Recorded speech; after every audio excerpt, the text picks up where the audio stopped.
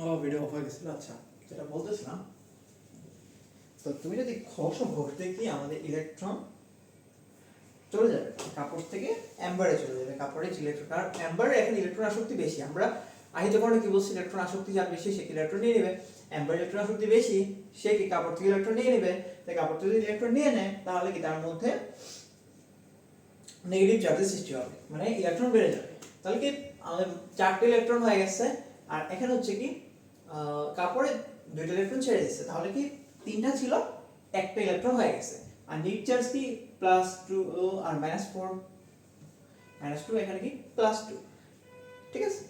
আচ্ছা, এখন ঘষার পূর্বে আমাদের ইলেকট্রন ছিল কত? 2 আর 3 5। ঘষার পর আমাদের মোট ইলেকট্রন কত? 4 আর 5। তাহলে আমরা এখানে বলতে পারি না, এটা বুঝছি 2 নম্বর স্টেপ তো জাস্ট ঘষছি, যে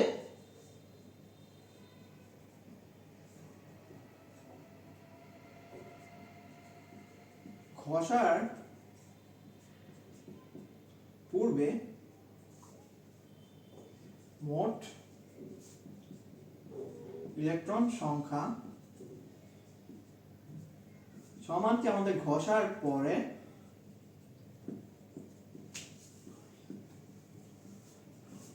মোট ইলেকট্রন সংখ্যা। এটা আমরা বলতে পারি না, ঘষার পূর্বে যতগুলো ইলেকট্রন ছিল ঘষার পরে ততগুলো ইলেকট্রন 5 সমান 5, রাইট। তাহলে এখানে আমাদের আধানের নিত্যতা সূত্রটা বলতো কি, যে আমাদের আধান সৃষ্টি বা ধ্বংস করা যায় না, জাস্ট কি হয় এক বস্তু থেকে অন্য বস্তুতে স্থানান্তর করা যায়। তাহলে কি অ্যাম্বার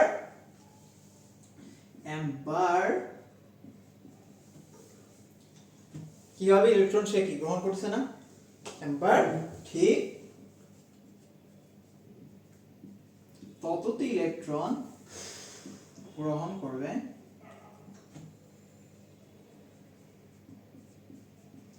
যতটি কাপড় হারাবে।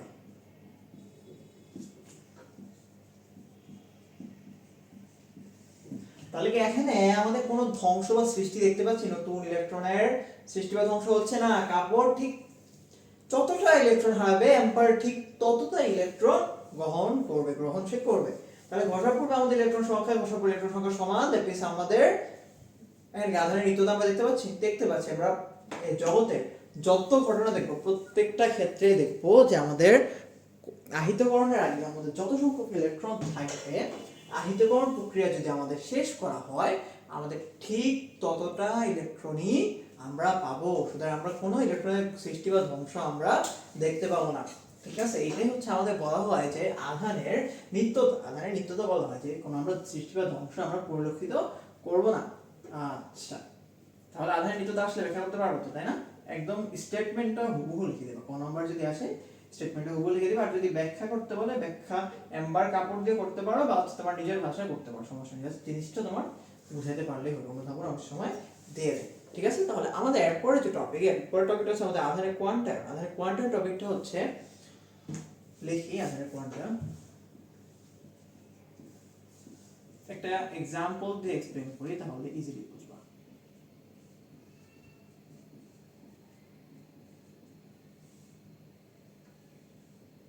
আধানের কোয়ান্টাম, ধরো আমরা সিঁড়ি ইউজ করি না, সিঁড়ি রাখো,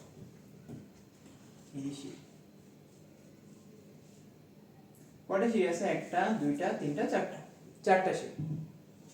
আর এইখানে আমাদের এরকম একটা ত্রিভুজ আকার একটা ঢাল আছে, এটা বুঝছিলাম ঢাল না, এটা আমাদের যতটুকু এই ঢালু কতটুকু খাড়া এটা আমরা ঢাল বলি। তাহলে একটা ঢাল সম্পূর্ণ একটা বস্তু নিলাম।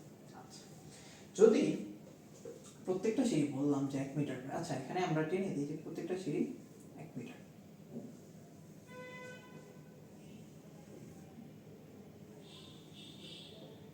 এই 1 মিটার 2 মিটার 3 মিটার 4 মিটার, মানে প্রত্যেকটা সিঁড়ির মধ্যে 1 মিটার। এখন আমি তোমাকে বললাম যে তুমি একটা সিঁড়ি উঠতে পারবে না, একটা সিঁড়ি তুমি উঠতেই পারবে, ওকে, মানে 1 মিটার তুমি উঠতে পারবে। যদি তোমাকে বললাম যে 1 মিটার উঠো, 1 মিটার উঠতেই পারবে, 1 মিটার একটা সিঁড়িতে 1 মিটার উঠলা। এখানে যদি বলি তুমি 1 মিটার উঠো, 1 মিটারকে এখানে মেপে উঠতে পারবা, কোনো প্যারা নেই। কিন্তু 2 মিটার বললেও পারবা, 3 মিটার বললেও পারবা, কারণ তোমার এখানে একদম 1 মিটার করে করে একটা সিঁড়ি, এখানেও তুমি মেপে মেপে উঠতে পারবা, কোনো সমস্যা নেই। কিন্তু আমি তোমাকে বললাম 1.5 মিটার উঠো, পারবা? এখানে তো পারবা আরামসে, এখানে একটা যাবা একটা অর্ধেক যাবা, এখানে তুমি মেপে কিন্তু তুমি অবশ্যই 1.5 মিটার উঠে যেতে পারবা। কিন্তু এখানে কি 1.5 মিটার উঠতে পারবা? একটা সিঁড়ি আরেকটা সিঁড়ি মাঝখানে তুমি মাঝখান জায়গায় এভাবে দাঁড়িয়ে থাকতে পারবা? সম্ভব তো না। তাহলে এই ক্ষেত্রে কি আমাদের কোনো ফ্র্যাকশন ভ্যালু আমরা নিতে পারতেছি না। বাট এই ক্ষেত্রে আমরা ফ্র্যাকশন ভ্যালু নিতে পারতেছি, এখানে 2.5, 3.5, 4.1, 5.9, 10.8 যে কোনো ভ্যালু তুমি এখানে দিতে পারবা, কারণ এখানে তোমার কোনো ঢালু একটা জায়গা, তোমার এখানে কোথাও দাঁড়ায় থাকতে তো বাধা নাই।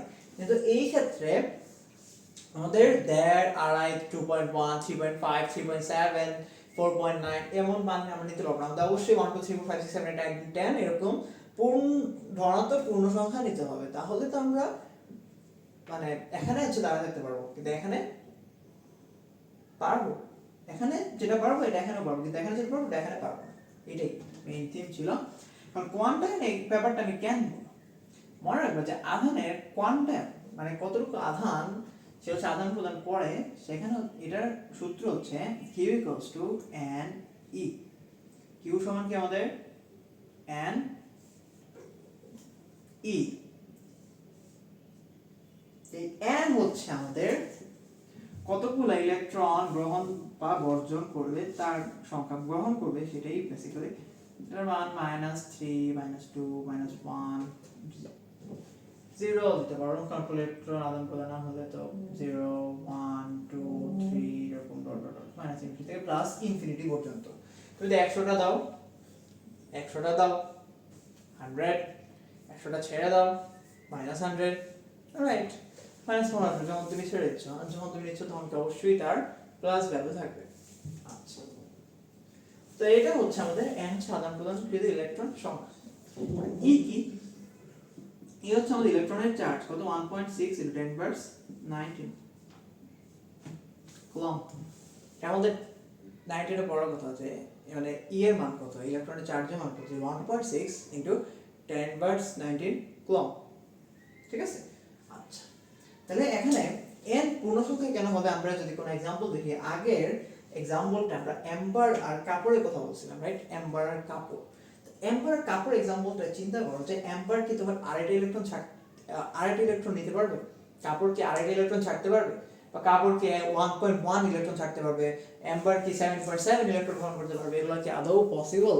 মানে আমাদের পরিবেশে কি এটা সম্ভব যে কোনোভাবে যে ফ্র্যাকশন ভ্যালু বা হচ্ছে দশমিক মান ইলেকট্রন আদান প্রদান হওয়া, এগুলো তো কোনোভাবেই সম্ভব না। তাহলে এই জন্য আমাদের আদান প্রদানকৃত ইলেকট্রনের সংখ্যা অবশ্যই আমাদের পূর্ণ সংখ্যা হতে হবে, কোনো ভগ্নাংশ সংখ্যা বা কোনো দশমিক সংখ্যা এগুলো আমরা নিতে পারবো না। ঠিক আছে? আর ইলেকট্রনের চার্জটা আমরা জানি 1.6 × 10⁻19।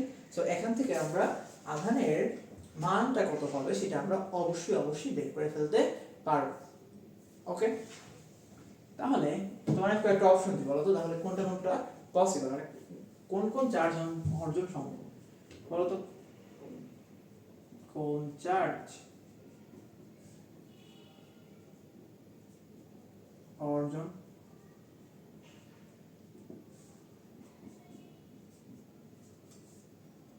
এটা কি সম্ভব? 7 চার্জ অর্জন করা সম্ভব? এখানে কি পূর্ণ সংখ্যা হলে অর্জন করা সম্ভব না? পূর্ণ সংখ্যা হতে হবে না, এটা সম্ভব, অবশ্যই সম্ভব। 2 নম্বর আমি তোমরা যদি বলি -5.7 e, এটা কি সম্ভব? এটা কোনো পূর্ণ সংখ্যা? কোনো পূর্ণ সংখ্যা নেন তাহলে কি এটা আমাদের এই চার্জ অর্জন করা সম্ভব না? এটা এমসিকিউর জন্য দেখাচ্ছি, এমসিকিউ দেখলে কোন চার্জ অর্জন করা সম্ভব। এরপরে আমি ধরো বললাম 10⁶ e, 10⁶ e, 10⁶ আসলে একটা পূর্ণ সংখ্যা, 10 এর পর মানে 1 এর পর 6 শূন্য দিবা 10⁶ চলে আসবে। তাহলে কি 10⁶ e আমাদের কি সম্ভব? অবশ্যই সম্ভব। ওকে, -r(i) সম্ভব না, কারণ এটা হচ্ছে আমাদের ভগ্নাংশ মান। এবার যেটা দিব এটা খেয়াল করবা, এবারটা আমি একটু ট্রিকি একটা দিব, এটা পারলে বুঝবে না, এটা অবশ্যই তুমি বুঝছো।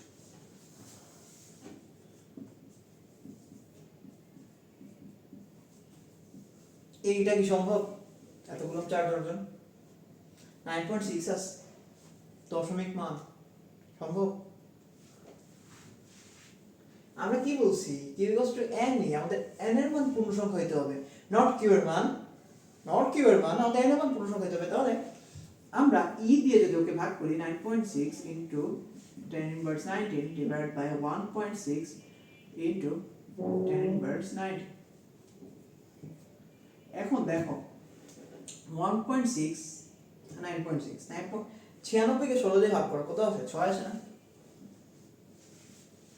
তো 6 এটা কি 6 into 1.6 তাহলে 6 e আসতেছে না আমাদের 6 into 1.6 into inverse 19 এটা তাহলে 6 e এটা এই চার্জ কি অর্জন সম্ভব অবশ্যই সম্ভব পূর্ণমান তাহলে এমসিকিউ জন্য অনেক ইম্পর্টেন্ট খেয়াল রাখবা তোমরা প্রায় পরীক্ষায় দিয়ে সো এটা হচ্ছে আমাদের আধানের কোয়ান্টাম যে আমরা আধানের সূত্রটা বের করছি q n e